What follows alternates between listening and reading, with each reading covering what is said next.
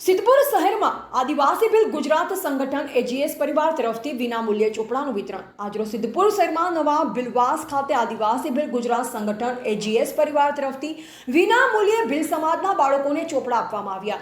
આદિવાસી ભીલ ગુજરાત સંગઠન એજીએસ પ્રમુખ વિપુલભાઈ રાણાએ જણાવ્યું કે ગુજરાતમાં આદિવાસી સમાજના વિદ્યાર્થીઓને ગુજરાતમાં ભીલ સમાજના બધા જ વિદ્યાર્થીઓ માટે વિનામૂલ્યે ચોપડા આપવામાં આવે છે. મારા સમાજના બાળકો કોઈ શિક્ષણથી વંચિત ન રહી જાય તે માટે આદિવાસી ભીલ ગુજરાત સંગઠન એજીએસ વિનામૂલ્યે ચોપડાનું આયોજન ચાલુ રહેશે.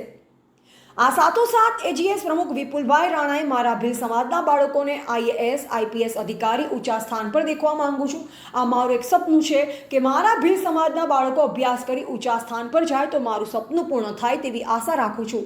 આ કાર્યક્રમમાં ઉપસ્થિત શ્રી અંકુરભાઈ મારફતિયા, સિદ્ધપુર નગરપાલિકા રમતગમત અને સાંસ્કૃતિક ચેરમેન ભાવેશભાઈ રાજગુરુ, સુરેશભાઈ ભીલ, શંકરભાઈ ભીલ, બળવંતભાઈ રાણા, પત્રકાર અમરતજી ભીલ, વિદ્યાર્થીઓ, વાલી સાથે ભીલ સમાજના નાના મોટા આગેવાનો ઉપસ્થિત રહ્યા હતા.